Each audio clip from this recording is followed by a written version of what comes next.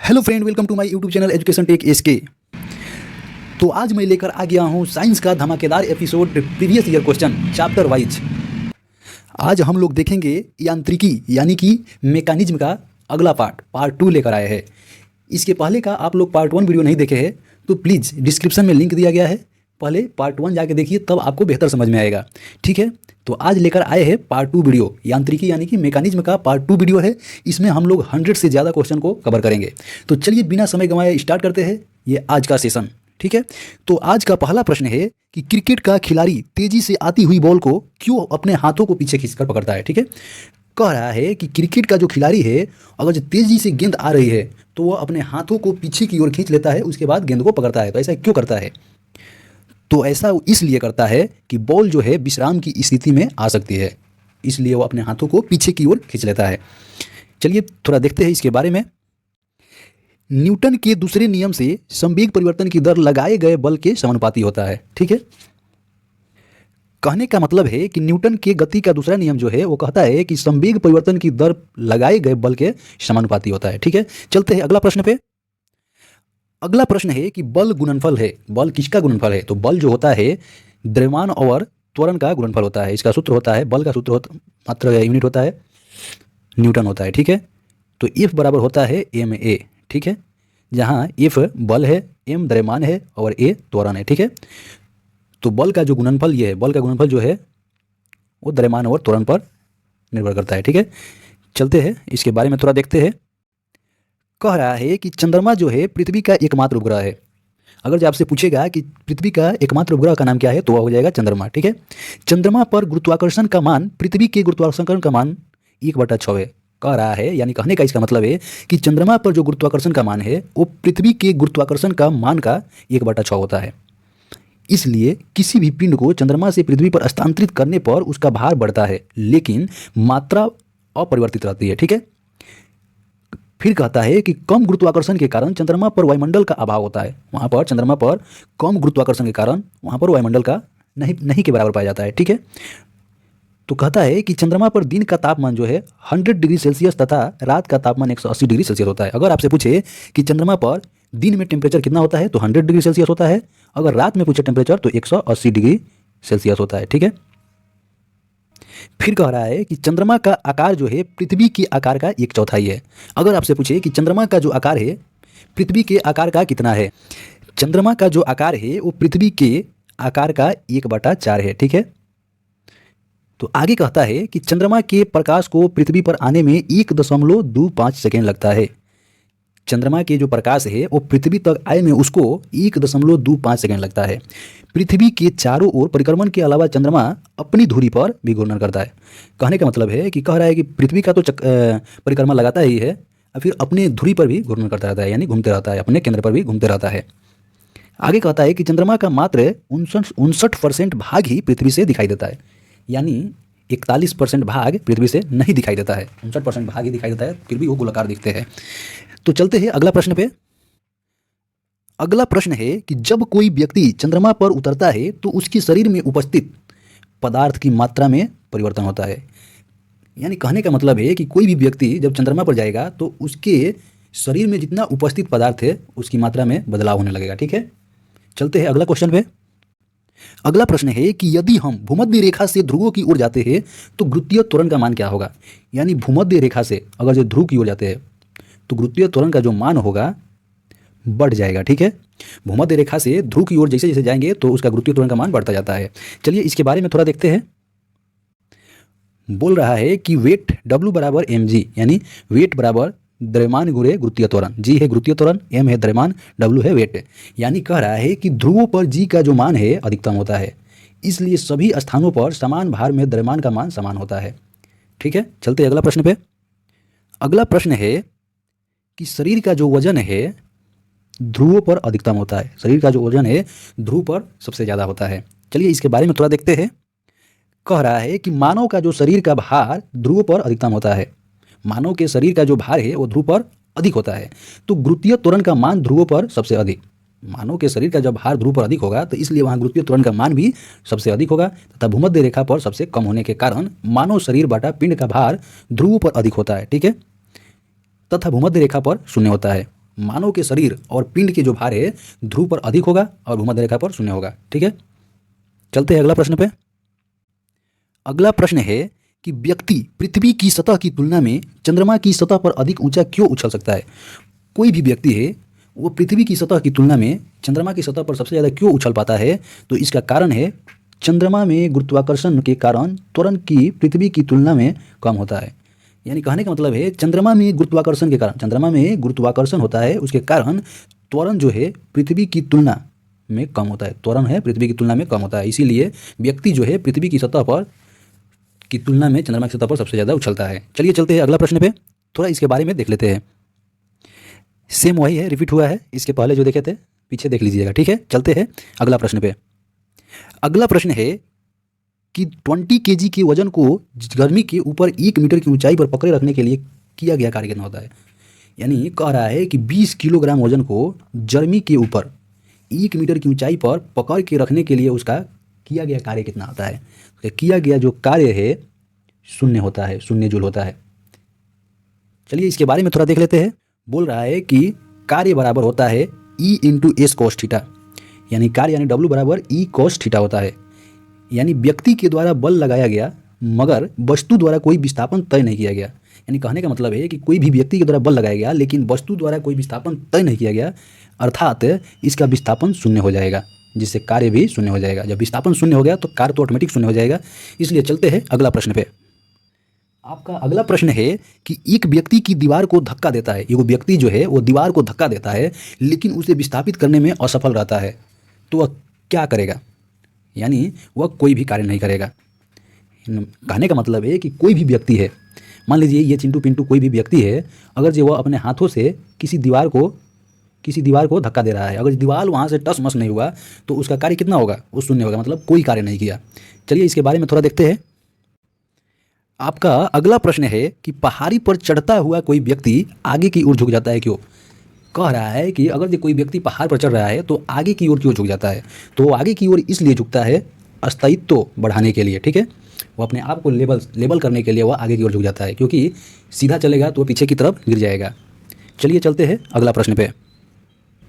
अगला प्रश्न है कि पीसा की ऐतिहासिक मीनार जो है तिरछी होते हुए नहीं गिरती है। जो पीसा का ऐतिहासिक जो मीनार है, पीसा का जो ऐतिहासिक मीनार है वह किस प्रकार है? वह तिरछा है, फिर भी वह नहीं गिरता है। क्यों नहीं गिरता है? इसका कारण है इसके गुरुत्व केंद्र से जाने वाली ऊर्ध्वाधर रेखा आधार से होकर जाती है। कहने का मतलब है कि जो गुरुत्व केंद्र से जाने वाली ऊर्ध्वाधर रेखा है वह इसके आधार से होकर जाती है, इसीलिए वह बना हुआ है, गिर नहीं पाता है। ठीक है, चलते हैं अगला प्रश्न पे, थोड़ा इसके बारे में देखते हैं। बोल रहा है कि पीसा की ऐतिहासिक मीनार तिरछी होते हुए नहीं गिरती है क्योंकि इसके गुरुत्व केंद्र से जाने वाली ऊर्ध्वाधर रेखा जो है आधार से होकर जाती है। उसके गुरुत्व केंद्र से जो रेखा जाती है उसके आधार से होकर जाती है, इसलिए पीसा की मीनार नहीं गिर पाता है। चलिए चलते हैं अगला प्रश्न पे। अगला प्रश्न है कि जाड़े की रातों में अत्यधिक ठंड पड़ने पर पानी की पाइप फट जाती है क्यों? ऐसा क्यों होता है? कहने का मतलब है कि जाड़े के दिन में रात में अगर ज़्यादा ठंडा पड़ने लगेगा तो पानी के जो पाइप है वो ऑटोमेटिक फट जाता है। क्यों फटता है? तो वह इसलिए फटता है कि जमने के बाद पानी का आयतन बढ़ जाता है। ज़्यादा ठंडा पड़ता है तो पानी जम जाता है, उसके बाद उसका आयतन में बढ़ोतरी होता है, इसलिए पाइप को फटना पड़ता है। चलिए चलते इसके बारे में थोड़ा देखते हैं। कह रहा है कि जाड़े की रातों में अत्यधिक ठंड पड़ने पर पानी की पाइप फट जाती है क्योंकि जमने के बाद पानी का आयतन बढ़ जाता है। 4 डिग्री सेल्सियस से 3 डिग्री सेल्सियस तक बर्फ जमने की प्रक्रिया के दौरान जल का जो घनत्व है घटेगा।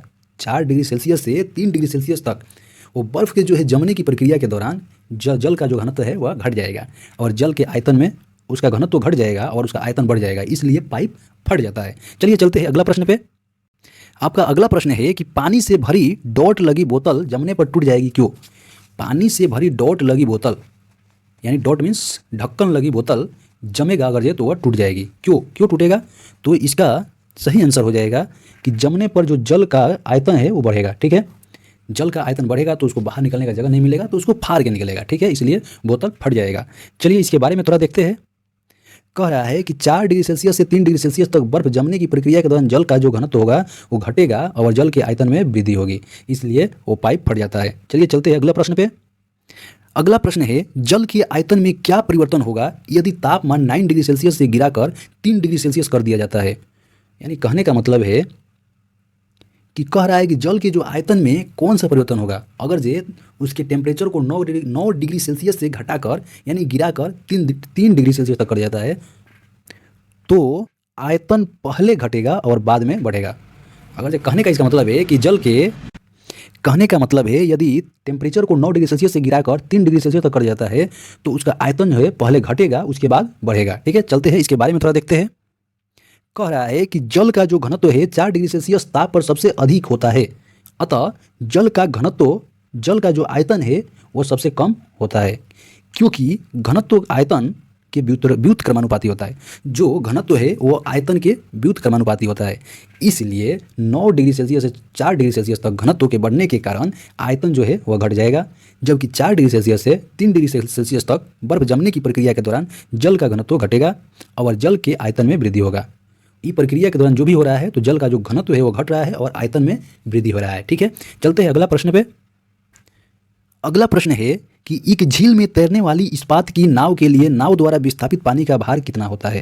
निकल रहा है एक झील में तैरने वाली इस्पात की एक नाव है, उसके लिए नाव द्वारा विस्थापित पानी का भार, नाव जितना दूर घेरा कवर कर रही है तो पानी का भार कितना होगा। तो पानी का जो भार होगा नाव के उस भाग के भार के बराबर जो झील के पानी की सतह के नीचे है। ठीक है, यानी जो झील के पानी की सतह के नीचे है तो नाव के उस भाग के बराबर होगा उसका। ठीक है, विस्थापन पानी का भार। चलिए चलते हैं इसके बारे में थोड़ा देखते हैं। आपका अगला प्रश्न है किसी कालीन की सफाई के लिए यदि उसे छड़ी से पीटा जाए तो उसमें कौन सा नियम लागू होता है। तो किसी भी कालीन की सफाई के लिए अगर जो उसे छड़ी से पीटा जाता है तो उसमें गति का पहला नियम लागू होता है। चलते हैं अगला प्रश्न पे। आपका अगला प्रश्न है कि सड़क पर चलने की अपेक्षा बर्फ पर चलना कठिन होता है, क्यों। सड़क पर चलने की अपेक्षा बर्फ पर चलना कठिन होता है, क्यों। तो ऐसा इसलिए होता है कि बर्फ में सड़क की अपेक्षा घर्षण कम होता है। सड़क में घर्षण होता है जबकि बर्फ में घर्षण नहीं होता है, इसलिए बर्फ पर फिसलते हैं, इसलिए उस पर चलना कठिन होता है। चलिए चलते हैं इसके बारे में थोड़ा देखते हैं। कह रहा है कि सड़क पर चलने में हमें आसानी इसलिए होती है क्योंकि पृथ्वी पर उसकी सतह खुरदरी होने के कारण। हम लोग सड़क पर आसानी से क्यों चल पाते हैं तो उसकी सतह जो है पृथ्वी पर खुरदरी होने के कारण हम लोग चल पाते हैं। खुरदरी जब होता है तो उसमें घर्षण बल उत्पन्न होता है। सड़क जो है खुरदरी होने पर उसमें घर्षण बल उत्पन्न होता है, उसकी सतह को खुरदरी होने के कारण ही हम उस पर पैर से झटका देकर पृथ्वी को पीछे धकेलते हैं और न्यूटन के तृतीय नियम के अनुसार हम आगे बढ़ जाते हैं। ठीक है, न्यूटन के तृतीय नियम के अनुसार। ठीक है, चलते हैं अगला प्रश्न पे। अगला प्रश्न है कि लकड़ी के सिलेंडर पात्र को खींचने की जगह लुढ़कना आसान होता है, क्यों। यानी कहने का मतलब है कि लकड़ी के सिलेंडर आकार के कोई बर्तन हो उसको खींचने की जगह लुढ़कना आसान होता है, क्यों होता है ऐसा।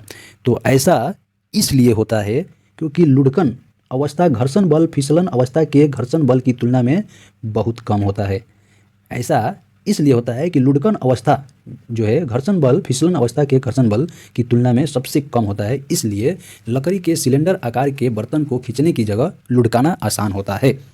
ठीक है, चलते हैं इसके बारे में थोड़ा देखते हैं।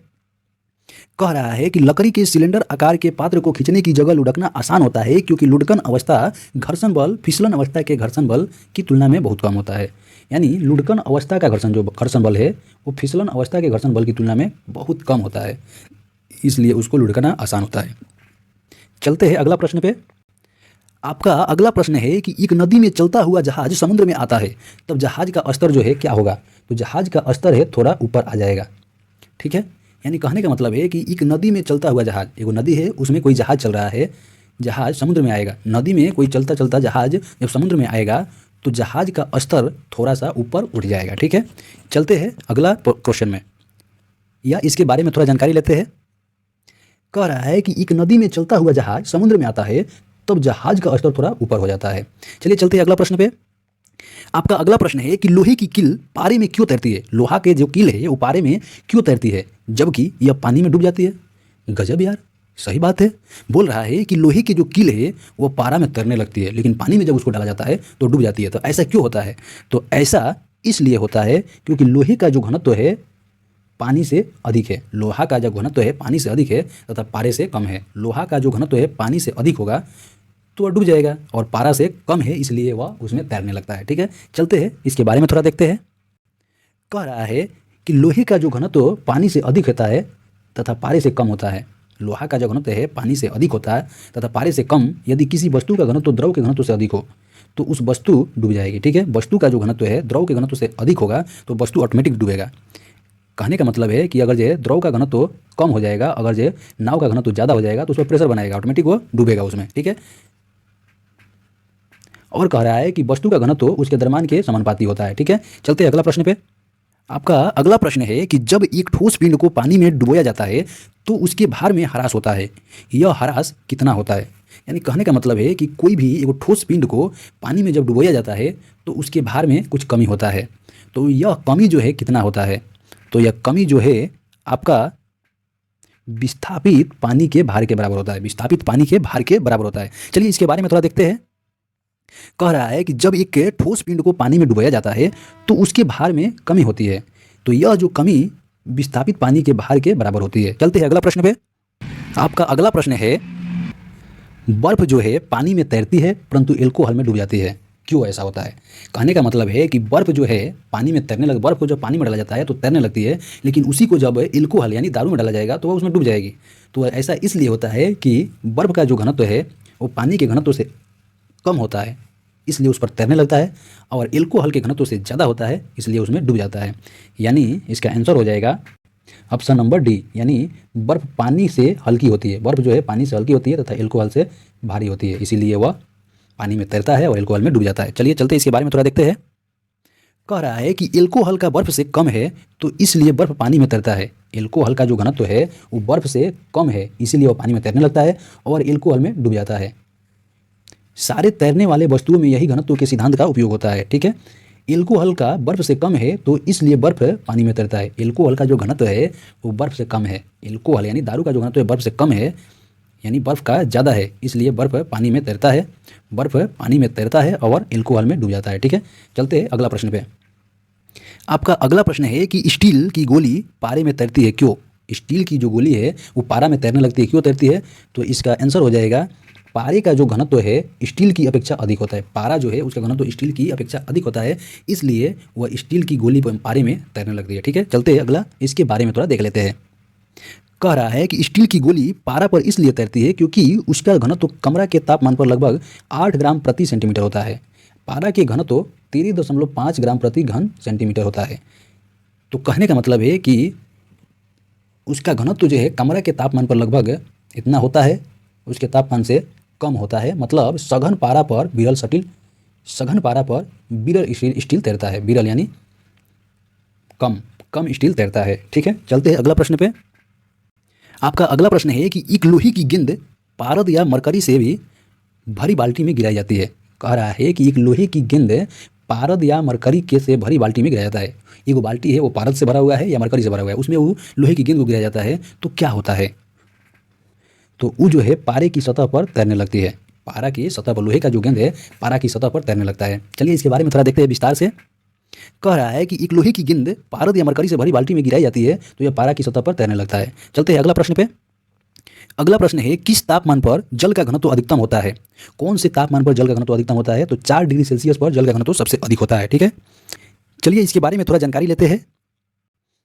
कह रहा है कि जल का जो घनत्व है 4 डिग्री सेल्सियस ताप पर सबसे अधिक होता है। ठीक है, यानी जल का आयतन सबसे कम होता है क्योंकि घनत्व आयतन के उल्टा होता है, घनत्व जो है आयतन के उल्टा होता है, इसलिए 9 डिग्री से 4 डिग्री सेल्सियस तक घनत्व के बढ़ने के कारण आयतन घटेगा। 9 डिग्री से 4 डिग्री सेल्सियस तक अगर जो घनत्व का बढ़ने के कारण घनत्व अगर जो बढ़ेगा तो उसकी आयतन घटेगा। ठीक है, जबकि 4 डिग्री सेल्सियस से 3 डिग्री सेल्सियस तक बर्फ जमने की प्रक्रिया के दौरान जल का घनत्व जो है घटेगा और जल के आयतन में वृद्धि होगी। ठीक है, चलते हैं अगला प्रश्न पे। अगला प्रश्न है कि वस्तु की मात्रा बदलने पर अपरिवर्तित रहेगा, क्यों? किसके कारण अपरिवर्तित रहेगा? तो वस्तु की मात्रा बदलने पर घनत्व अपरिवर्तित रहेगा, यानी घनत्व नहीं बदलेगा। वस्तु की मात्रा बदल देने पर घनत्व वहाँ नहीं बदलेगा। चलिए इसके बारे में थोड़ा देखते हैं। कह रहा है किसी वस्तु की मात्रा बदलने पर उसका आयतन, भार, द्रव्यमान में बदलाव हो जाता है। ठीक है, लेकिन उसके घनत्व में कोई प्रभाव नहीं पड़ेगा। यानी कहने का मतलब है कि किसी वस्तु की मात्रा अगर जो बदल जाता है तो उसके आयतन में परिवर्तन हो जाएगा, भार में परिवर्तन हो जाएगा, द्रव्यमान में परिवर्तन हो जाएगा, लेकिन उसके घनत्व में कोई परिवर्तन नहीं होगा। ठीक है, क्योंकि प्रत्येक वस्तु का घनत्व नियत रहता है। ठीक है, यह तभी परिवर्तित होगा जब आयतन या द्रव्यमान परिवर्तित होगा। ठीक है, यानी कि द्रव्यमान व आयतन में परिवर्तन से घनत्व परिवर्तित हो जाता है। चलते हैं अगला प्रश्न पे। अगला प्रश्न है कि तैराक को नदी में मुकाबले समुद्री पानी में तैरना आसान क्यों लगता है। कोई तैराक है, उसको नदी के मुकाबले समुद्री पानी में तैरना आसान लगता है, क्यों? तो ऐसा इसलिए होता है, समुद्री पानी का जो घनत्व है साधारण पानी से ज़्यादा होता है, इसलिए उसको ऐसा लगता है। चलिए इसके बारे में थोड़ा देखते हैं। कह रहा है कि प्लवन के लिए वस्तु का भार वस्तु के डूबे हुए भाग द्वारा विस्थापित द्रव के भार के बराबर होना चाहिए। यानी वस्तु जितना अधिक द्रव भार को विस्थापित करेगा उतना ही आसानी से तैरेगी, ठीक है। समुद्री जल का घनत्व साधारण जल से ज़्यादा होता है, ठीक है। और कह रहा है कि घनत्व अधिक होने के कारण विस्थापित द्रव का भार जो है अधिक हो जाता है, इसलिए उसमें तैरना आसान हो जाता है। चलते हैं अगला प्रश्न पे, ठीक है। अगला प्रश्न है कि वायुमंडल में बादलों के तैरने का कारण क्या है। तो वायुमंडल में बादलों के तैरने का कारण है निम्न घनत्व। वहाँ घनत्व बादलों में वहाँ निम्न घनत्व होता है, इसलिए वायुमंडल में बादल तैरते रहते हैं, ठीक है। चलते हैं इसके बारे में थोड़ा जानकारी लेते हैं। कह रहा है कि बादलों के आकाश में तैरने का कारण उनका निम्न घनत्व है, ठीक है। कम घनत्व होने के कारण ही बादलों का भार वायु में कम रहता है और वे तैरते रहते हैं, ठीक है। चलते हैं अगला प्रश्न पे। आपका अगला प्रश्न है कि समुद्र में प्लवन करने आइसबर्ग का कितना भाग समुद्र की सतह से ऊपर आता है। कहने का मतलब है कि समुद्र में प्लवन करने आइसबर्ग का कितना भाग समुद्र की सतह से ऊपर आता है। तो 1/9 भाग जो है समुद्र की सतह से ऊपर आता है, ठीक है। चलते हैं अगला प्रश्न पे। आपका अगला प्रश्न है बांध के नीचे की दीवार मोटी बनाई जाती है, क्यों? बांध के नीचे की जो दीवार है वो मोटी बनाई जाती है। तो मोटी इसलिए बनाई जाती है कि गहराई बढ़ने के साथ द्रव का दाब बढ़ेगा, ठीक है।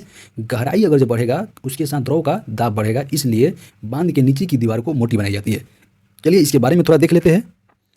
कह रहा है कि बांध के नीचे की दीवार मोटी बनाई जाती है क्योंकि गहराई बढ़ने के साथ द्रव का दाब बढ़ जाता है। तो चलते हैं अगला प्रश्न पे। तो आपका अगला प्रश्न है कि बांध के नीचे की दीवार मोटी बनाई जाती है, क्यों? जो बांध के नीचे की दीवार जो है मोटी क्यों बनाई जाती है? तो मोटी इसलिए बनाई जाती है कि गहराई बढ़ने के साथ द्रव का दाब बढ़ता है। जितना गहराई बढ़ेगा उसके साथ साथ द्रव का दाब भी बढ़ता है, इसीलिए बांध के नीचे की दीवार मोटी बनाई जाती है हमेशा, ठीक है। चलिए चलते हैं इसके बारे में थोड़ा देखते हैं। तो वही बात लिखा है कि बांध के नीचे का जो दीवार है वो मोटा बनाया जाता है क्योंकि गहराई जितना बढ़ेगा तो द्रव का दाब भी बढ़ेगा, ठीक है। चलते हैं नेक्स्ट क्वेश्चन पे। आपका अगला प्रश्न है कि बर्फ पर स्केटिंग करना प्रदर्शित करता है कि दाब बढ़ाने पर बर्फ का गलनांक घट जाता है, ठीक है। बर्फ का गलनांक जो है घट जाता है। चलिए थोड़ा देखते हैं इसके बारे में। कह रहा है कि बर्फ पर स्केटिंग करना प्रदर्शित करता है कि दाब बढ़ने पर बर्फ का गलनांक जो है घट जाएगा, ठीक है। चलिए चलते हैं नेक्स्ट क्वेश्चन पे। अगला प्रश्न बोल रहा है कि चौराहों पर पानी के फुहारे में गेंद नाचती रहती है, क्यों? जो चौराहा होता है उस पर पानी के जो फुहारे में गेंद जो होता है वो नाचती रहती है, क्यों? तो इसका कारण है कि पानी का वेग अधिक होने से दाब घट जाता है, इसलिए चौराहे पर पानी के फुहारे में गेंद हमेशा नाचते रहता है, ठीक है। चलते हैं अगला प्रश्न पे। अगला प्रश्न है कि भारी हिमखंड शीर्ष की अपेक्षा निचले तल से पिघलता है, क्यों? जो बड़ा बड़ा भारी हिमखंड है उस शीर्ष के ऊंचाई की अपेक्षा निचले तल से पिघल जाता है। क्यों पिघलता है? तो वह इसलिए पिघलता है क्योंकि निचले तल का दाब जो है अधिक होने के कारण गलनांक घट जाता है, इसलिए पिघल जाता है। चलिए थोड़ा देख लेते हैं इसके बारे में। बोल रहा है कि भारी हिमखंड शीर्ष की अपेक्षा निचले तल से पिघलता है क्योंकि निचले तल का दाब अधिक होने के कारण गलनांक जो है घट जाएगा, ठीक है। चलते हैं अगला प्रश्न पे। अगला प्रश्न है कि दलहन में फंसे व्यक्ति को लेट जाने की सलाह दी जाती है, क्यों? दलदल में फंसे व्यक्ति को लेट जाने की सलाह दिया जाता है। क्यों दिया जाता है? तो वह इसलिए दिया जाता है कि क्षेत्रफल अधिक होने से दाब कम हो जाता है। जितना क्षेत्रफल अधिक होगा तो दाब कम होगा, तो आदमी के नीचे जाने की संभावना कम हो जाएगा, ठीक है। चलते हैं थोड़ा इसके बारे में थोड़ा देखते हैं। कह रहा है कि दलदल में फंसे व्यक्ति को लेट जाने की सलाह दी जाती है क्योंकि क्षेत्रफल अधिक होने से दाब कम हो जाता है, ठीक है। चलते हैं नेक्स्ट प्रश्न पे। अगला प्रश्न है कि बर्फ के दो टुकड़ों को आपस में दबाने पर टुकड़े आपस में चिपक जाते हैं, क्यों? बर्फ के दो टुकड़ा, जैसे बर्फ का ये टुकड़ा और ये टुकड़ा, दोनों को अगर आपस में दबाया जाता है तो टुकड़े जो आपस में चिपक जाते हैं, ठीक है। तो क्यों चिपकते हैं? तो दाब अधिक होने से बर्फ का गलनांक घट जाता है, इसीलिए चिपकते हैं।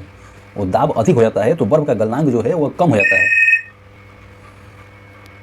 और दाब अधिक होने से बर्फ का गलनांक जो है वह घट जाता है, ठीक है। चलते हैं अगला प्रश्न पे, थोड़ा इसके बारे में देख लेते हैं। बोल रहा है कि बर्फ के दो टुकड़ों को आपस में दबाने पर टुकड़े आपस में चिपक जाता है, ठीक है। क्यों चिपकता है? क्योंकि दाब अधिक होने से बर्फ का गलनांक बढ़ जाता है, ठीक है। चलते हैं नेक्स्ट प्रश्न पे। अगला प्रश्न बोल रहा है कि प्रायः तेज आंधी आने पर फूस या टीन की हल्की छतें उड़ जाती है, क्यों? जो फूस के बना होता है या टीन के बना होता है छत, वह तेज आंधी आता है तो वह उड़ जाता है। क्यों उड़ जाता है? तो वह इसलिए उड़ जाता है क्योंकि छत ऊपर बहने वाली उच्च वेग की वायु छत पर दाब उत्पन्न कर देती है तथा छत के नीचे दाब सामान्य रहता है। इसका मतलब यह है कि छत के ऊपर बहने वाली जो उच्च वेग की वायु छत सतह पर दाब उत्पन्न कर देती है। सतह पर क्या उत्पन्न करती है? दाब उत्पन्न करती है तथा छत के नीचे के दाब सामान्य रहता है। कहने का मतलब है कि ये छत हो गया, छत के ऊपर बहने वाली जो उच्च वेग की वायु है वो छत के सतह पर दाब उत्पन्न करता है, दाब प्रेशर डालता है, ठीक है, दाब उत्पन्न कर देता है, जबकि छत के नीचे दाब सामान्य रहता है। इसलिए वो इतना दाब उत्पन्न करता है कि वह जितने भी फूस या टीन के हल्की छत होती है वो उड़ा के लेकर चला जाता है। ठीक है, चलते हैं नेक्स्ट क्वेश्चन पे। अगला प्रश्न है कि रेल की पटरी के नीचे लकड़ी या कंक्रीट की चौड़ी पट्टियाँ लगाई जाती है, जिससे कि क्यों लगाई जाती है? रेल के जो पटरी के नीचे है लकड़ी या कंक्रीट, सीमेंट के या लकड़ी का, वो पट्टियाँ बिछाई जाती है। क्यों बिछाई जाती है? तो इसलिए बिछाई जाती है क्योंकि रेलगाड़ी द्वारा लगाया गया दाब कम हो जाए। ठीक है, रेलगाड़ी द्वारा लगाया गया दाब कम हो जाए इसलिए वहाँ पर बिछाया जाता है वो कंक्रीट या लकड़ी का वो पट्टी, स्लीपर बोलिए या पट्टी बोलिए। ठीक है, चलते हैं नेक्स्ट क्वेश्चन पे। अगला प्रश्न है कि पहाड़ों पर कभी कभी व्यक्तियों के नाक व मुंह से खून निकलने लगता है, क्यों निकलता है? तो अक्सर देखा जाता है कि पहाड़ पर कोई व्यक्ति चलता है तो किसी किसी के नाक और मुंह से खून निकलने लगता है। वह इसलिए निकलता कि ऊंचाई बढ़ने के साथ वायुमंडलीय दाब घट जाता है। जितना ऊंचाई बढ़ेगा तो वहाँ वायुमंडलीय दाब नहीं रहेगा, इसलिए व्यक्ति के नाक और मुंह से खून निकल जाता है। ठीक है, चलते हैं नेक्स्ट प्रश्न पे। अगला प्रश्न है कि हवाई जहाज में फाउंटेन पेन से स्याही बाहर निकल जाती है। हवाई जहाज है, एरोप्लेन में अगर जो फाउंटेन पेन लेके आप चढ़े हैं तो उसका स्याही जो है वो बाहर निकल जाएगा। ठीक है, तो क्यों निकलता है? तो इसका आंसर हो जाएगा कि ऊंचाई बढ़ने से वायु दाब में कमी आ जाती है। जितना ऊंचाई बढ़ता है तो वायु का प्रेशर है वो कम, क्योंकि ऊंचाई बढ़ने से जितना ऊंचाई बढ़ेगा उसका वायु दाब में कमी आएगी, इसलिए वहाँ वायु दाब रहेगा ही नहीं, तो फाउंटेन पेन से स्याही बाहर निकल जाता है। ठीक है, चलते हैं अगला प्रश्न पे।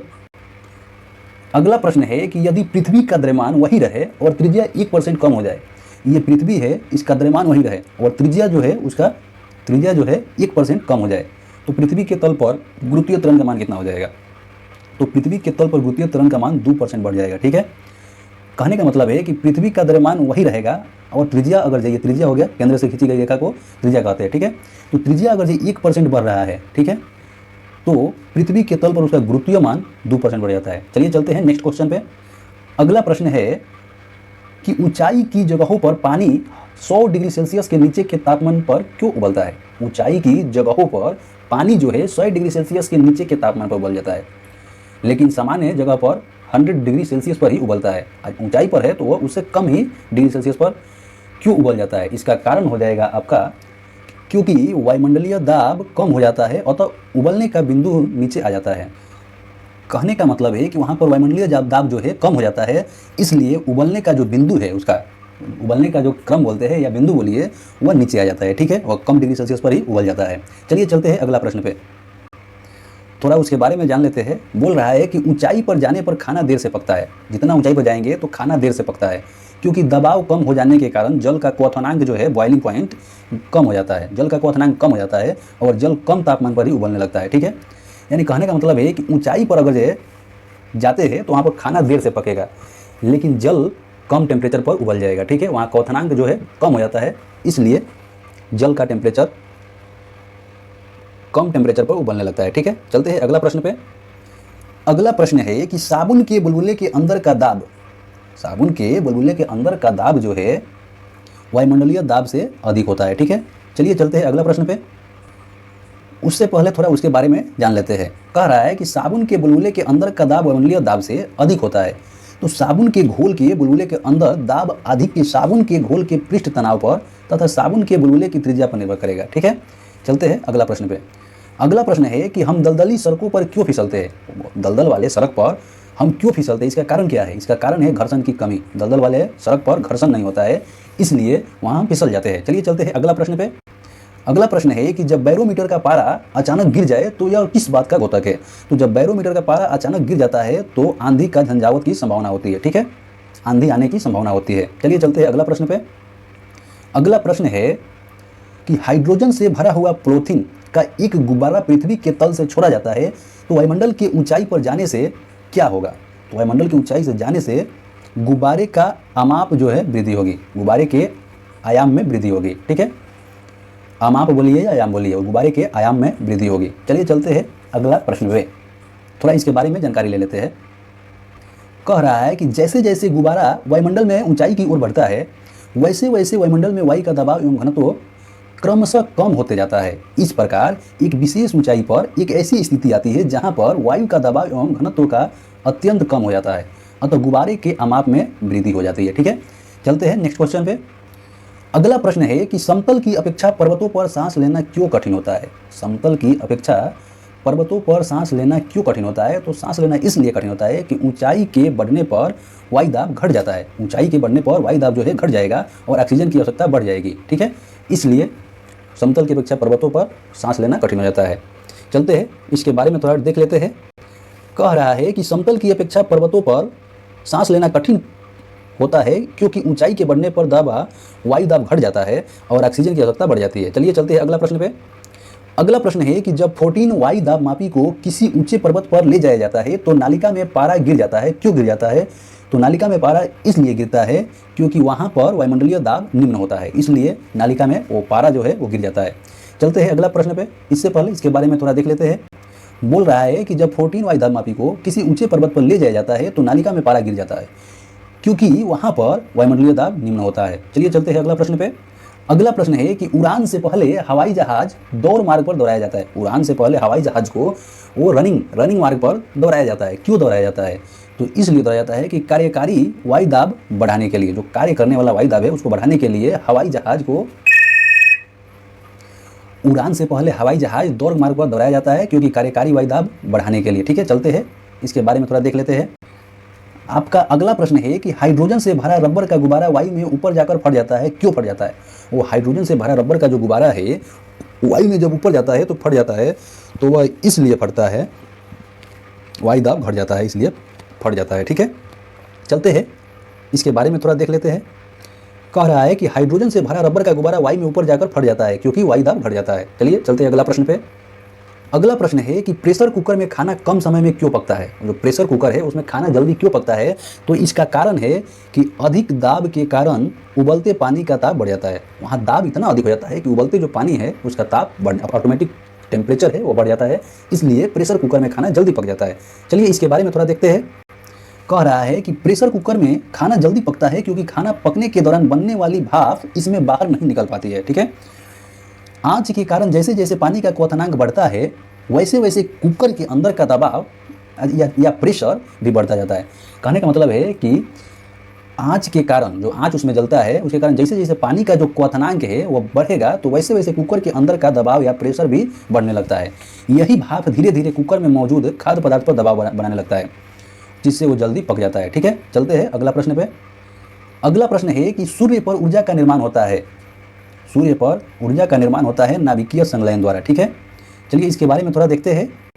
कह रहा है कि सूर्य पर ऊर्जा का निर्माण उसके अंदर होने वाले नाभिकीय संलयन अभिक्रिया से होता है। ठीक है, इस अभिक्रिया में दो नाभिक मिलकर एक नए नाभिक का निर्माण करता है। ठीक है, जिसका द्रव्यमान दोनों नाभिकों के द्रव्यमान के योग से कम होता है और ये द्रव्यमान में कमी ऊर्जा में रूपांतरित हो जाती है।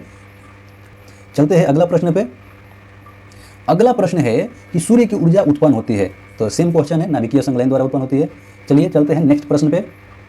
अगला प्रश्न है कि डायनेमो में परिवर्तन, डायनेमो परिवर्तित करता है, क्या परिवर्तित करता है? तो डायनेमो जो है यांत्रिक ऊर्जा को विद्युत ऊर्जा में बदलता है। ठीक है, डायनेमो जो है यांत्रिक ऊर्जा को विद्युत ऊर्जा में बदल देता है। चलिए चलते हैं इसके बारे में थोड़ा देख लेते हैं। कहने का मतलब है कि एक डायनेमो मूल रूप से विद्युत जनरेटर का दूसरा नाम है। ठीक है, जनरेटर, विद्युत जनरेटर का दूसरा नाम डायनेमो है। ठीक है, आमतौर पर इसका तात्पर्य एक जनरेटर या जनित्र से होता है जो कंप्यूटर के उपयोग से दिष्ट धारा उत्पन्न करता है। और डायनेमो जो है ये ग्रीक शब्द डायनामिस से भी उत्पन्न हुआ है। ठीक है, इसका अर्थ होता है पावर या शक्ति। चलिए चलते हैं अगला प्रश्न पे। अगला प्रश्न है कि प्रकाश वोल्टीय सेल के प्रयोग से सौर ऊर्जा का रूपांतरण करने से निम्न में से किसका उत्पादन होता है? तो प्रकाश वोल्टीय सेल के प्रयोग से सौर ऊर्जा का रूपांतरण करने से विद्युत ऊर्जा का निर्माण होता है। ठीक है, चलते हैं अगला प्रश्न पे। अगला प्रश्न है कि जब हम रबर के गद्दे वाले सीट पर बैठते हैं या गद्दे पर लेटते हैं तो उसका आकार परिवर्तित हो जाता है। ऐसा क्यों होता है? ऐसा स्थितिज ऊर्जा के कारण होता है। ऐसा स्थितिज ऊर्जा के कारण होता है। जब हम रबर के गद्दे वाले सीट पर या उस पर गद्दे पर लेटते हैं तो उसका आकार में बदलाव हो जाता है। चलिए चलते हैं अगला प्रश्न पे। अगला प्रश्न है कि निम्न में से किसमें गतिज ऊर्जा नहीं है? तो गतिज ऊर्जा खींचा हुआ धनुष में गतिज ऊर्जा नहीं है, क्योंकि ये चलती हुई गोली, चली हुई गोली में गतिज ऊर्जा होती है, बहता हुआ पानी भी गतिशील होता है, चलता हथौड़ा भी गतिशील होता है, ठीक है, इस सब में गतिज ऊर्जा होती है, जबकि खींचा हुआ धनुष में गतिज ऊर्जा नहीं होती है, ठीक है। चलते हैं अगला प्रश्न पे। अगला प्रश्न है कि जब एक चल वस्तु की गति दुगुनी हो जाती है तो उसकी गतिज ऊर्जा क्या होगी। तो चल वस्तु की गति दुगुनी हो जाएगी तो उसकी गतिज ऊर्जा जो है चौगुनी हो जाएगी। चलिए इसके बारे में थोड़ा देखते हैं। कह रहा है कि जब एक चल वस्तु की गति दुगुनी हो जाएगी तो उसकी गतिज ऊर्जा 4 गुनी हो जाएगी, ठीक है। तो चलते हैं अगला प्रश्न पे, ठीक है। तो अगला प्रश्न है कि सीढ़ी पर चढ़ने में अधिक ऊर्जा खर्च होती है। सीढ़ी पर जब हम चढ़ते हैं तो उसमें अधिक एनर्जी लगता है। क्यों लगता है? तो अधिक एनर्जी इसलिए लगता है क्योंकि व्यक्ति गुरुत्व के विरुद्ध कार्य करता है, गुरुत्व बल के विरुद्ध कार्य करेगा, तो इसलिए उसको अधिक एनर्जी खपत करना पड़ता है। चलिए इसके बारे में थोड़ा देख लेते हैं। कह रहा है कि सीढ़ी पर चढ़ने में अधिक ऊर्जा खर्च होती है क्योंकि व्यक्ति गुरुत्व के विरुद्ध कार्य करता है। चलिए चलते हैं नेक्स्ट प्रश्न पे। आपका अगला प्रश्न है कि निम्न में से कौन सा नियम इस कथन को वैध ठहराता है कि द्रव्य का न तो सृजन होता है और न ही उसका विनाश होता है, ठीक है।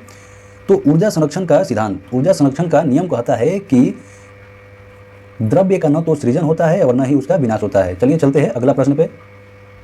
अगला प्रश्न है कि स्वचालित वाहनों में द्रव चालित ब्रेकों का इस्तेमाल वस्तुतः किस नियम का सीधा अनुप्रयोग है। स्वचालित वाहनों में द्रव चालित ब्रेकों का इस्तेमाल, स्वचालित वाहन है उसमें द्रव चालित ब्रेक का इस्तेमाल किया जाता है, वो किस नियम पर आधारित है। तो वह पास्कल के नियम पर आधारित होता है, ठीक है। चलते हैं इसके बारे में थोड़ा देख लेते हैं। बोल रहा है कि पास्कल नियम के अनुसार कोई भी तरल विराम अवस्था में सभी दिशाओं में समान दाब लगाता है, ठीक है। पास्कल नियम का उपयोग विभिन्न द्रव चालित मशीनों जैसे कि द्रविक प्रेस, रिवेटक, जैक लिफ्ट तथा क्रेन आदि होता है। चलिए चलते हैं अगला प्रश्न पे। अगला प्रश्न है कि रेल की पटरियां अपने वक्रों पर किस कारण से बैंक की गई होती है। रेल की जो पटरी है अपने कर्व पर, जो कर्व होता है ऐसे कर्व पर कौना कारण से बैंक यानी मोड़ी हुई होती है। तो यह रेलगाड़ी के भार के जो है रेलगाड़ी के भार के क्षैतिज घटक से आवश्यक अभिकेंद्रीय बल प्राप्त किया जा सकता है, ठीक है। चलते हैं अगला क्वेश्चन पे। अगला प्रश्न है कि साइकिल चलाने वाला मोड़ लेते समय क्यों झुकता है। जो साइकिल कोई व्यक्ति चला रहा है तो अगर कोई मोड़ आता है तो वह झुक जाता है। क्यों झुकता है? तो वह इसलिए झुकता है ताकि गुरुत्व केंद्र के अंदर बना रहे, जो गुरुत्व केंद्र के अंदर बना रहे वह उसे गिरने से बचाएगा, ठीक है। वो आदमी इसलिए झुकेगा कि वो गुरुत्व केंद्र आधार के अंदर बना रहेगा, ठीक है, उसके आधार के अंदर गुरुत्व बल बना रहेगा और वो आदमी गिरेगा नहीं। चलते हैं इसके बारे में थोड़ा देखते हैं। कह रहा है कि साइकिल चलाने वाला मोड़ लेते समय झुकता है क्योंकि गुरुत्व केंद्र आधार के अंदर बना रहे और उसे गिरने से बचाएगा, ठीक है। चलते हैं अगला प्रश्न पे। अगला प्रश्न है कोई साइकिल सवार किस मोड़ में घूमता है। कहने का मतलब है कि कोई साइकिल सवार जब कहीं मोड़ पर मुड़ता है तो वह अंदर की ओर झुक जाता है, ठीक है। चलते हैं अगला प्रश्न पे। अगला प्रश्न है कि जब दूध को प्रबल ढंग से मथा जाता है तो उसमें से क्रीम किस कारण से अलग हो जाता है। जब दूध को महा जाता है या मथा जाता है तो उसमें से जो घी निकलता है, क्रीम निकलता है, कौना कारण से निकलता है। तो वह अपकेंद्रीय बल के कारण वह क्रीम बाहर हो जाता है, ठीक है। चलते हैं इसके बारे में थोड़ा देखते हैं। बोल रहा है कि अपकेंद्रीय बल, इसको सेंट्रीफ्यूगल फोर्स भी कहते हैं। तो वह बल है, अपकेंद्रीय बल वह बल होता है जिसके कारण किसी गतिशील वस्तु में केंद्र से दूर भागने की प्रवृत्ति होती है, ठीक है। यह वह आभासी बल होता है जो अभिकेंद्रीय बल के समान तथा विपरीत दिशा में कार्य करता है। चलते हैं अगला प्रश्न पे। अगला प्रश्न है कि जन पानी की बाल्टी काफी तेजी से ऊर्ध्वाधर वृत्त में घुमाई जाती है, तब पानी बाल्टी से उसकी उच्चतम स्थिति से भी नहीं गिरता, क्यों। बोल रहा है कि जब पानी के बाल्टी काफ़ी तेज़ी से, मतलब पानी के बाल्टी मतलब बाल्टी में पानी भर के उसको खूब तेज़ी से इसे घुमाया जाता है तो पानी नीचे नहीं गिरता है। क्यों नहीं गिरता है? तो उसका कारण है अपकेंद्र बल, ठीक है। अपकेंद्र बल पानी के वजन से अधिक होता है, इसलिए पानी नीचे नहीं गिरता है, कितना वो तेज़ी से घुमाते हैं। चलिए इसके बारे में थोड़ा देखते हैं। कह रहा है कि जब पानी की बाल्टी काफ़ी तेज़ी से ऊर्ध्वाधर वृत्त में घुमाई जाती है, कह रहा है कि जब पानी की बाल्टी काफ़ी तेज़ी से ऊर्ध्वाधर वृत्त में घुमाई जाती है तब पानी बाल्टी से उसकी उच्चतम स्थिति से भी नहीं गिरता है, क्योंकि अपकेंद्रीय बल पानी के वजन से अधिक हो जाता है। चलिए चलते हैं अगला प्रश्न पे। अगला प्रश्न है कि वॉशिंग मशीन का कार्य सिद्धांत है, वॉशिंग मशीन का जो कार्य सिद्धांत है अपकेंद्रीय बल पर आधारित है। चलते हैं अगला प्रश्न पे। अगला प्रश्न है कि चंद्रमा पर वायुमंडल नहीं होने का क्या कारण है। चंद्रमा पर वायुमंडल नहीं होने का कौन सा कारण है? तो चंद्रमा पर वायुमंडल नहीं होने का कारण इस पर गैस अणुओं का पलायन वेग से उनके वर्ग माध्य मूल्य से कम होता है, ठीक है। कहने का मतलब है कि इस पर जो गैस अणुओं का पलायन वेग होता है उनके वर्ग माध्य मूल वेग से कम होता है, ठीक है। पलायन वेग, अणुओं का पलायन वेग उसके वर्ग माध्य मूल्य वेग से कम होता है, इसलिए चंद्रमा पर वायुमंडल नहीं होता है, ठीक है। चलते हैं अगला प्रश्न पे। थोड़ा इसके बारे में देख लेते हैं। कह रहा है कि चंद्रमा पर वायुमंडल नहीं होने का कारण इस पर गैस अणुओं का पलायन वेग उनके वर्ग माध्य मूल्य से कम होता है। ठीक है, चलते हैं नेक्स्ट प्रश्न पे। अगला प्रश्न है कि निम्न में से क्या रैखिक बल के संरक्षक के आधार पर कार्य करता है? तो रैखिक बल के संरक्षक के आधार पर जेट कार्य करता है। ठीक है, चलते हैं नेक्स्ट प्रश्न पे। अगला प्रश्न है कि पृथ्वी ताल से किस न्यूनतम वेग से प्रक्षेपित किए जाने पर कोई रॉकेट पृथ्वी के गुरुत्वाकर्षण को पार करके अंतरिक्ष में चला जाता है? कह रहा है कि पृथ्वी ताल से कौना न्यूनतम वेग से प्रक्षेपित किया जाएगा कि कोई रॉकेट पृथ्वी के गुरुत्वाकर्षण को पार कर जाएगा और अंतरिक्ष में चला जाएगा। तो 11.2 किलोमीटर प्रति सेकेंड से अगर जो उसको प्रक्षेपित किया जाएगा तो वह पृथ्वी के गुरुत्वाकर्षण को पार कर जाएगा और अंतरिक्ष में चला जाएगा। चलिए चलते हैं अगला प्रश्न पे। अगला प्रश्न है कि जब एक पत्थर को चांद की सतह से पृथ्वी पर लाया जाता है तो क्या होता है? जब एक पत्थर को चांद की सतह से पृथ्वी पर लाया जाता है तो इसका भार बदल जाएगा परंतु द्रव्यमान नहीं बदलेगा। ठीक है, जो पत्थर जो है वह चांद के सतह से पृथ्वी पर लाया जाता है तो लेकिन उसका भार बदल जाएगा लेकिन उसका द्रव्यमान नहीं बदलेगा। ठीक है, तो इसको थोड़ा देख लेते हैं विस्तार से। कह रहा है कि जब किसी वस्तु को चांद की सतह से पृथ्वी पर लाया जाता है तो उसके भार में वृद्धि हो जाती है परंतु उसके द्रव्यमान में कोई वृद्धि नहीं होती है। भार सदैव गुरुत्वीय त्वरण पर निर्भर करता है। भार बराबर होता है द्रव्यमान इंटू गुरुत्वीय त्वरण। ठीक है, W बराबर होता है द्रव्यमान गुणे गुरुत्वीय त्वरण। ठीक है, पृथ्वी पर वस्तु का भार mg होता है, चंद्रमा पर वस्तु का भार m गुणे g/6 होता है। ठीक है, अगर आपसे पूछे कि पृथ्वी पर वस्तु का भार कितना होता है तो mg होगा। चंद्रमा पर पूछेगा कि वस्तु का भार कितना होता है तो m गुणे g/6। ठीक है, तो चलते हैं अगला प्रश्न पे। तो आपका अगला प्रश्न है कि भू स्थिर उपग्रह का आवर्तकाल क्या होता है? तो भू स्थिर जो उपग्रह है इसका आवर्तकाल जो है 24 घंटा होता है। ठीक है, चलिए इसके बारे में थोड़ा विस्तार से देख लेते हैं। कह रहा है कि भू समकालिक कक्षा धरती के चारों ओर स्थित वह दीर्घ वृत्ताकार कक्षा है जिसमें घूमने वाले पिंड का आवर्तकाल 1 दिन होता है। अगर आपसे पूछे कि धरती के घूर्णन काल कितना होता है तो 23 घंटा 56 मिनट 4 सेकंड के बराबर होता है। घूर्णन काल जो है धरती का 23 घंटा 56 मिनट 4 सेकंड के बराबर होता है। चलिए चलते हैं नेक्स्ट क्वेश्चन पे। अगला प्रश्न है यदि किसी पिंड को पृथ्वी से 11.2 किलोमीटर प्रति सेकंड के वेग से फेंका जाए तो पिंड में क्या प्रभाव पड़ेगा? तो पिंड में आपका पृथ्वी पर कभी नहीं लौटेगा। जो पिंड है वो पृथ्वी पर कभी नहीं लौटेगा क्योंकि पृथ्वी से 11.2 किलोमीटर प्रति सेकंड के वेग से फेंका जा रहा है। ठीक है, चलिए इसके बारे में थोड़ा देख लेते हैं। कह रहा है कि अगर जे कोनो पिंड के पृथ्वी से 11.2 किलोमीटर प्रति सेकंड के वेग से फेंका जाएगा तो पिंड जो है धरती की गुरुत्वाकर्षण शक्ति को पार करके धरती के इर्द गिर्द घूमने लग जाएगी। ठीक है, 11.2 किलोमीटर प्रति सेकंड को एस्केप वेलोसिटी भी कहते हैं। जो 11.2 किलोमीटर प्रति सेकंड के इसको क्या कहते हैं तो एस्केप वेलोसिटी कहते हैं। ठीक है, यानी कि यह वह वेग है जिससे किसी पिंड की अंतरिक्ष में फेंका जाए तो वह धरती की गुरुत्वाकर्षण शक्ति को पार कर जाता है लेकिन वह पिंड लगातार पृथ्वी पर गिरने की कोशिश में रहता है लेकिन उस गुरुत्वाकर्षण पार होने के कारण पृथ्वी के चारों ओर चक्कर काटने लगता है। ठीक है, आप लोग समझ गए होंगे। चलिए चलते हैं नेक्स्ट क्वेश्चन पे। अगला प्रश्न है कि किसी लिफ्ट में बैठे हुए व्यक्ति को अपना भार कब अधिक मालूम पड़ता है? किसी लिफ्ट में बैठे हुए व्यक्ति को अपना भार कब अधिक मालूम पड़ता है? जब लिफ्ट जो है वह त्वरित गति से ऊपर जा रही होगी तब लिफ्ट में बैठे हुए व्यक्ति को अपना भार अधिक मालूम पड़ेगा। ठीक है, चलिए इसके बारे में थोड़ा देख लेते हैं।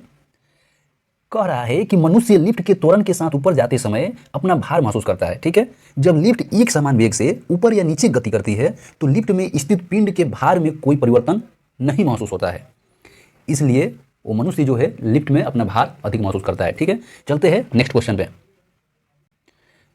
अगला प्रश्न है पृथ्वी के परितः घूमने वाले कृत्रिम उपग्रह से बाहर गिराई गई गेंद। कहने का मतलब है कि बोल रहा है कि पृथ्वी के चारों ओर घूमने वाला जो कृत्रिम उपग्रह से कोई गेंद गिराया जाता है तो उस पर क्या प्रभाव पड़ता है? तो पृथ्वी के परितः, इसका आंसर हो जाएगा पृथ्वी के परितः उपग्रह के समान आवर्तकाल के साथ उसी की कक्ष में घूमती रहेगी। ठीक है, उपग्रह के जो है ना समान आवर्तकाल के साथ उसी के कक्ष में घूमती रहेगी, इधर उधर नहीं जाएगा। चलिए इसके बारे में थोड़ा देख लेते हैं। बोल रहा है कि पृथ्वी के चारों ओर घूमने वाले कृत्रिम उपग्रह जो है उसके बाहर गिराई गई कोई भी वस्तु उपग्रह के समान आवर्तकाल के साथ उसी कक्षा में घूमती रहेगी। ठीक है, चलिए चलते हैं नेक्स्ट क्वेश्चन पे। अगला प्रश्न है कि एक लिफ्ट में किसी व्यक्ति का प्रत्यक्ष भार से कम होता है जब लिफ्ट जा रही है।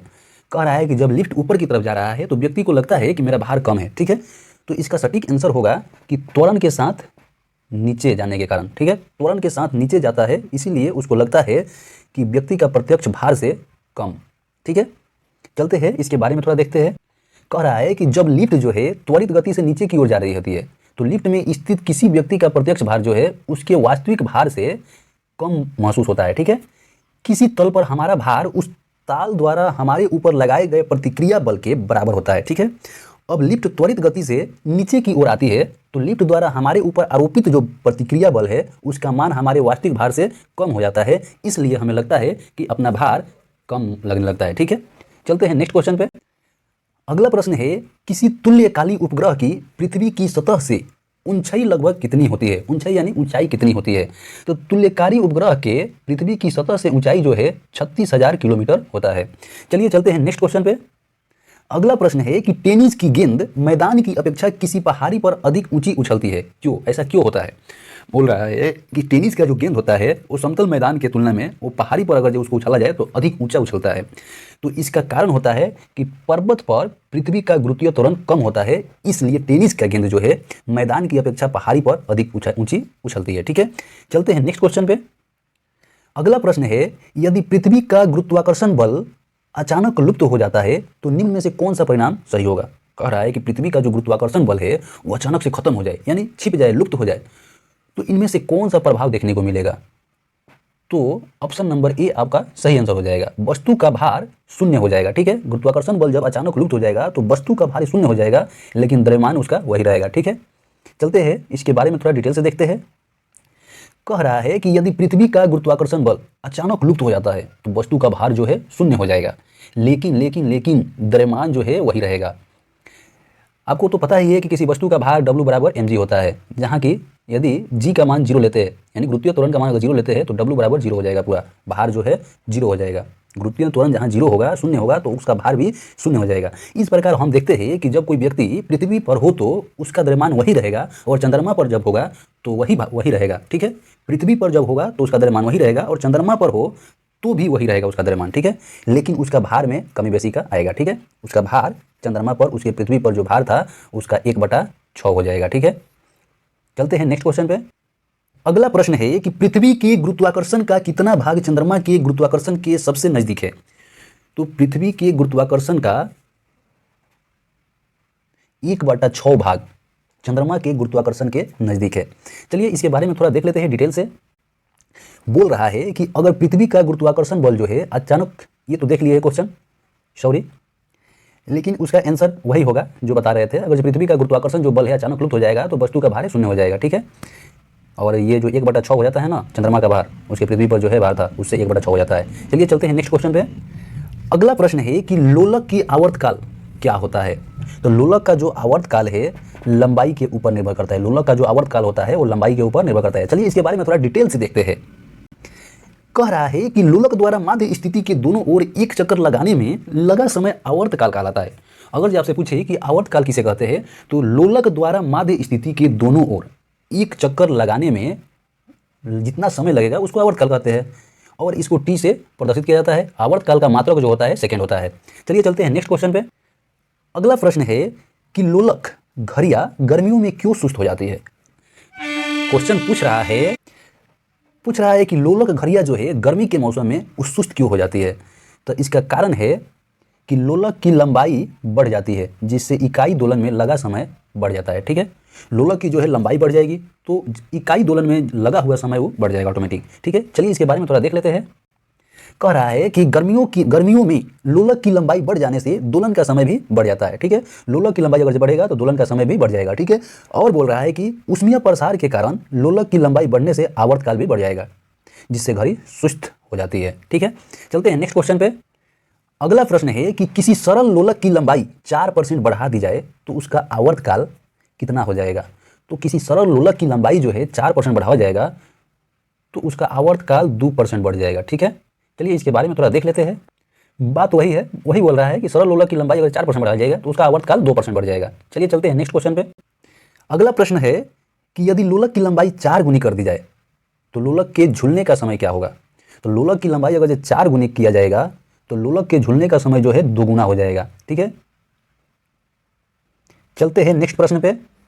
आपका अगला प्रश्न है कि पेंडुलम को चंद्रमा पर ले जाने पर उसकी समय अवधि क्या होती है? तो पेंडुलम को चंद्रमा पर ले जाने पर उसकी समय अवधि जो है बढ़ जाएगी। ठीक है, चलिए इसके बारे में थोड़ा डिटेल से देखते हैं। अगर आपसे पूछे कि आवर्तकाल कितना होता है तो आवर्तकाल टी बराबर होता है 2π√1/g होता है। ठीक है, इससे यह निष्कर्ष निकलता है कि चंद्रमा पर लोलक घड़ी ले जाने पर उसका आवर्तकाल बढ़ जाएगा। ठीक है, क्योंकि चंद्रमा पर गुरुत्वीय त्वरण का मान पृथ्वी के गुरुत्वीय त्वरण के मान का 1/6 होता है, अर्थात चंद्रमा पे पेंडुलम घड़ी सुस्त हो जाएगी। चलिए चलते हैं नेक्स्ट क्वेश्चन पे। अगला प्रश्न है कि एक कण का द्रव्यमान m है तथा संवेग p है, तो इसकी गतिज ऊर्जा क्या होगी? तो इसकी गतिज ऊर्जा आपका हो जाएगा p²/2m। ठीक है, चलिए चलते हैं नेक्स्ट क्वेश्चन पे। अगला प्रश्न है कि हुक का सिद्धांत निम्न में से किससे संबंधित है?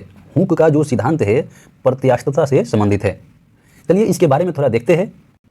कह रहा है कि यांत्रिकी में प्रत्यास्थता पदार्थों के उस गुण को कहते हैं जिसके कारण उस पर बाह्य बल लगाने पर उसमें विकृति आती है, लेकिन बल हटाने पर वह अपनी मूल स्थिति में आ जाती है। कहने का मतलब यह है कि प्रत्यास्थता उस गुण को कहते हैं जिसके कारण उस पर बाह्य बल अगर लगाया जाता है तो उसमें विकृति यानी चेंजिंग होता है। अगर जब बल जैसे हटेगा तो वह अपने मूल स्थिति में आ जाएगा। चलिए चलते हैं नेक्स्ट क्वेश्चन पे।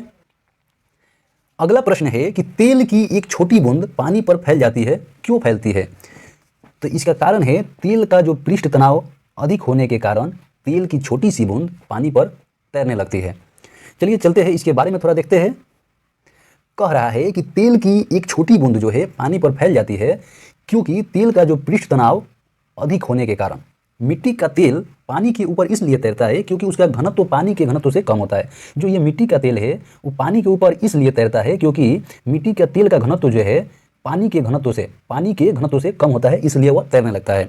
द्रवों को गर्म करने पर उनके आयतन में वृद्धि होती है लेकिन घनत्व में कमी आती है। कह रहा है कि द्रव को अगर गर्म किया जाता है तो उसके आयतन में तो वृद्धि होगी लेकिन उसके घनत्व में कमी आएगी।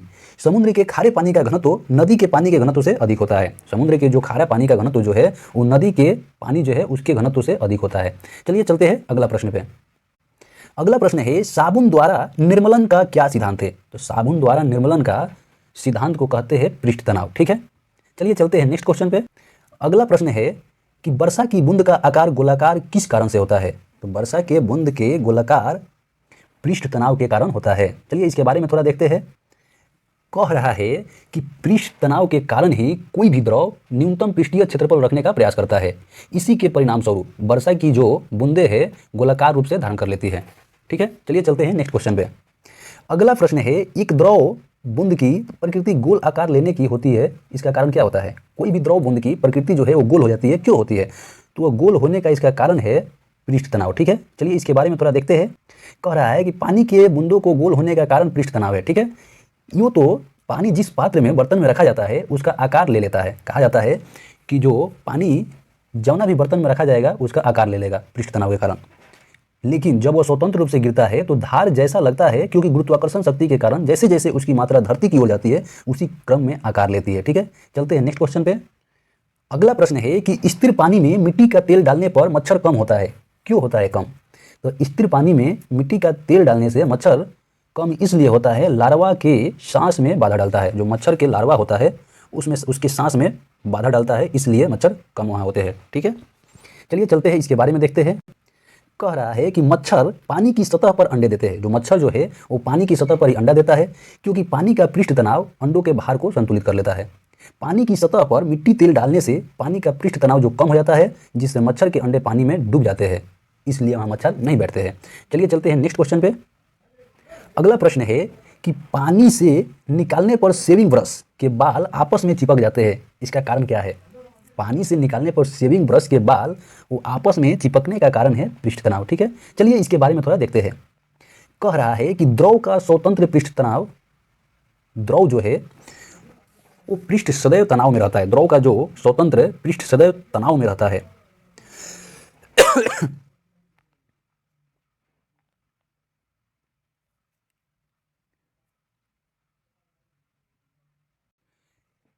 कहने का मतलब है कि द्रव का पृष्ठ जो है हमेशा तनाव में रहता है, उसमें कम से कम क्षेत्रफल प्राप्त करने की प्रवृत्ति होती है। द्रव के पृष्ठ का यह तनाव ही पृष्ठ तनाव कहलाता है। पृष्ठ तनाव के कारण ही पानी से बाहर निकलने पर शेविंग ब्रश के बाल आपस में चिपक जाते हैं। चलिए चलते हैं नेक्स्ट क्वेश्चन पे।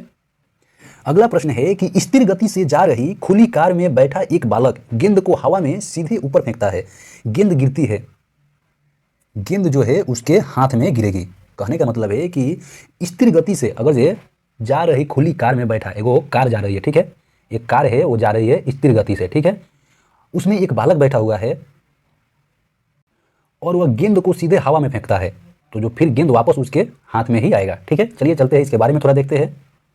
कह रहा है कि स्थिर गति से जा रही खुली कार में बैठा एक बालक गेंद को जब हवा में उछालता है तो सीधे ऊपर फेंकेगा, तो गेंद जो है उसके हाथ में ही गिरेगी।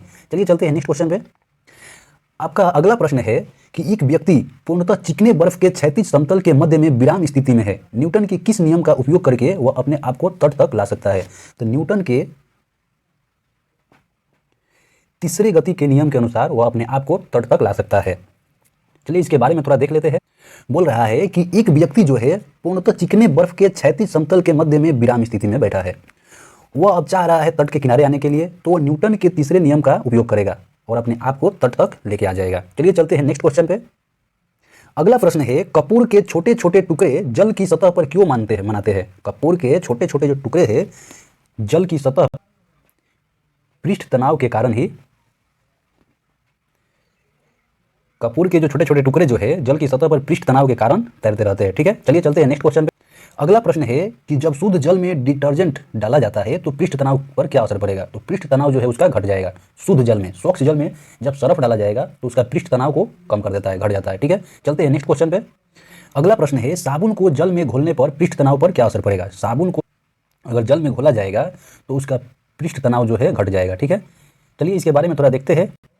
कह रहा है कि साबुन, डिटर्जेंट आदि जल का पृष्ठ तनाव कम कर देता है। साबुन, डिटर्जेंट ये जो है जल का पृष्ठ तनाव को कम कर देता है, इसलिए वे मैले में गहराई तक चले जाते हैं, जिससे कपड़ा ज़्यादा साफ होता है। साबुन के घोल के बुलबुले बड़े इसलिए बनते हैं कि जल में साबुन घोलने पर उसका पृष्ठ तनाव जो है कम हो जाता है। चलिए चलते हैं नेक्स्ट क्वेश्चन पे।